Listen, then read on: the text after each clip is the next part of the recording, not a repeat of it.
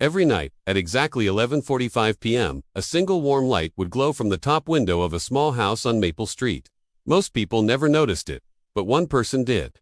Oliver Hale, a 32-year-old taxi driver, passed that very street every night after his shift. Oliver was just tired. Tired of life. The endless bills, the crushing loneliness, the weight of 1,000 unspoken worries. Driving strangers around every single night made him feel completely invisible, unseen, unimportant. But that one light, that warm golden glow in the window, it felt like hope. It was a quiet little reminder that someone, somewhere, was still awake, still trying, still surviving, just like him.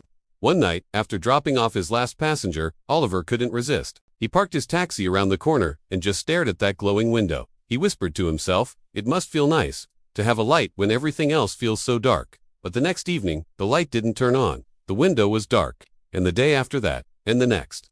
Oliver felt a strange pang of loss, like he'd lost something he never even knew he had. On the fourth night, he couldn't take the emptiness anymore. He walked up to the house and knocked. Silence. He knocked again, a little louder this time. Finally, the door creaked open, and an elderly man stood there, his eyes tired and red. "Sorry," Oliver said softly. I drive past here every night. I always saw your light on it. It helped me, somehow, but it's been off for a few days. I just wanted to make sure everything's all right."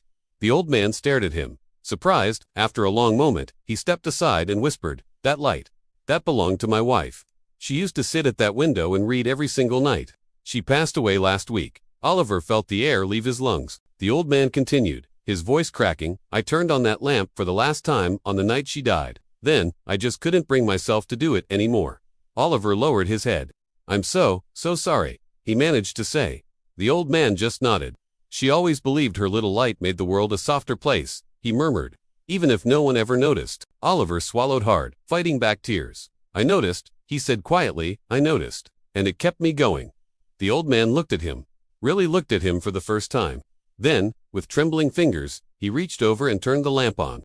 The warm glow filled the room again. Soft, gentle, alive. "For her," he whispered. "And for you." From that night on, the light in the window returned every evening at 11:45 p.m. Not because someone needed it for themselves, but because someone had been saved by it. You never know who is surviving because of the small light you keep alive. Your existence matters more than you realize. If this story touched your heart, don't forget to like, share, and subscribe to Royal Reads for more powerful emotional stories every day.